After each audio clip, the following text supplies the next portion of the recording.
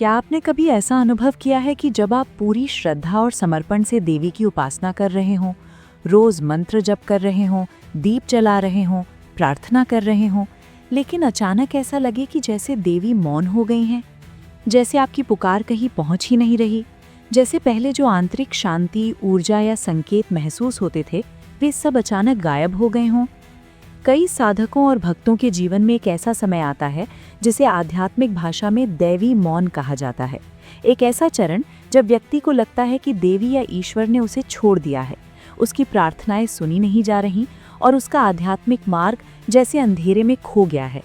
लेकिन क्या सच में ऐसा होता है कि देवी अपने भक्त को छोड़ देती हैं, या इसके पीछे कोई गहरा आध्यात्मिक रहस्य छिपा होता है?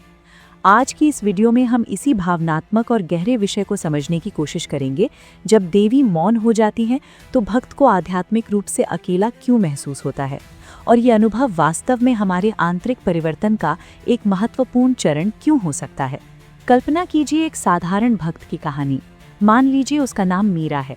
मीरा बचपन से ही देवी की उपासना करती थी। हर सुबह वो मंदिर में दीप जलाती, दुर्गा सप्तशती का पाठ करती और अपनी जीवन की हर छोटी बड़ी बात देवी से साझा करती। कई बार उसे ऐसा महसूस होता था जैसे उसकी प्रार्थनाएं सच में सुनी जा रही हैं। कभी अचानक मन में शांति आ जाती, कभी कोई समस्या अपने आप हल हो जाती और उसे लगता कि देवी उसके साथ हैं। लेकिन जीवन हमेशा एक जैसा नहीं रहता। एक समय ऐसा आया जब मीरा के जीवन में कई कठिनाइयां एक साथ आ गईं। परिवार में समस्याएं, काम में असफलता और भीतर एक गहरी बेचैनी। वो पहले से भी अधिक श्रद्धा के साथ प्रार्थना करने लगी, लेकिन इस बार उसे वो अनुभव नहीं मिला जो पहले मिलता था।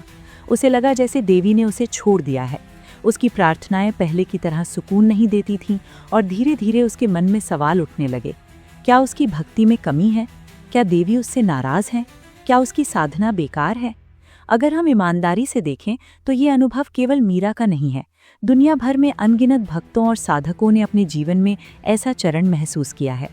आध्यात्मिक परंपराओं में इसे कभी कभी आध्यात्मिक सूखा या आंतरिक मौन का चरण कहा जाता है। तांत्रिक और भक्ति परंपराएं बताती हैं कि ये वो समय होता है जब साधक की भक्ति को एक नए स्तर पर ले जाने की प्रक्रिया शुरू होती है। जब हम आध्यात्मिक मार्ग पर नए होते हैं तो हमें कई बार तुरंत अनुभव मिलते हैं। मन में शांति, ध्यान में गहराई या देवी की उपस्थिति का एहसास। ये अनुभव हमें प्रेरित करते हैं, हमें आगे बढ़ने का साहस देते हैं। लेकिन अगर ये हमेशा ऐसा ही चलता रहे तो हमारी भक्ति धीरे धीरे केवल अनुभवों पर निर्भर हो जाती है। हम देवी से प्रेम करने के बजाय उन अनुभवों के पीछे भागने लगते हैं। इसलिए कई आध्यात्मिक परंपराएं कहती हैं कि एक समय ऐसा आता है जब दैवी शक्ति साधक से अनुभवों का सहारा छीन लेती है, ताकि वो केवल अनुभव के लिए नहीं बल्कि सच्चे समर्पण से साधना करे। ये वैसा ही है जैसे एक शिक्षक अपने विद्यार्थी को शुरू में मार्गदर्शन देता है, लेकिन जब विद्यार्थी थोड़ा मजबूत हो जाता है तो उसे खुद चलने के लिए छोड़ देता है। इसका मतलब ये नहीं कि शिक्षक ने उसे छोड़ दिया है, बल्कि वो चाहता है कि विद्यार्थी अपनी आंतरिक शक्ति को पहचान सके। इसी तरह देवी का मौन भी कई बार एक गहरा आशीर्वाद होता है, भले ही उस समय हमें ये समझ ना आए। जब भक्त को लगता है कि देवी मौन है, तब वो अपने भीतर झांकना शुरू करता है। वो अपनी भक्ति के कारणों को समझने की कोशिश करता है। क्या वो सच में देवी से प्रेम करता है, या वो केवल अपने जीवन की समस्याओं के समाधान के लिए प्रार्थना करता था? ये प्रश्न कई बार असहज होते हैं, लेकिन यही प्रश्न आध्यात्मिक विकास का द्वार खोलते हैं।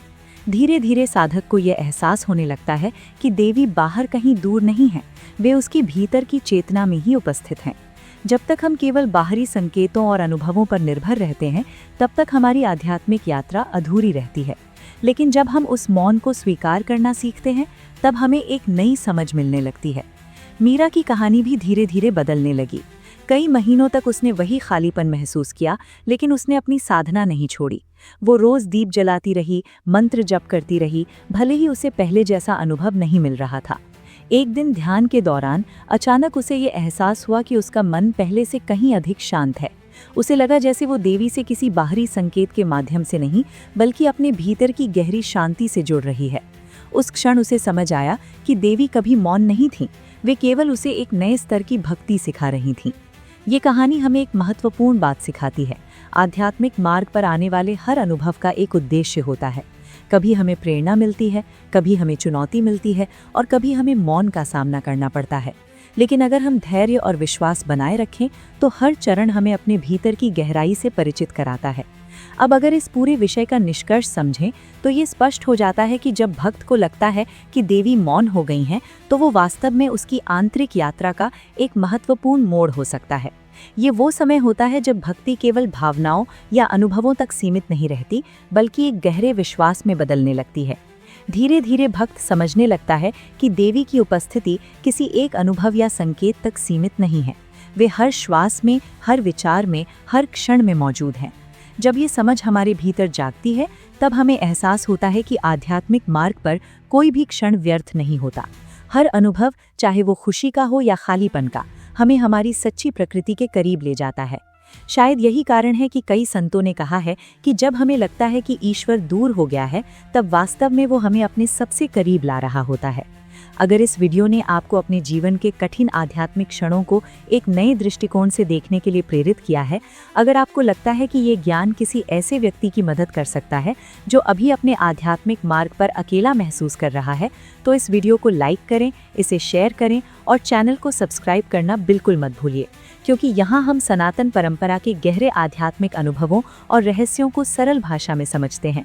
और हो सकता है अगली वीडियो में हम एक ऐसा रहस्य साझा करें जो आपकी भक्ति और आपके जीवन दोनों को एक नई दिशा दे दे।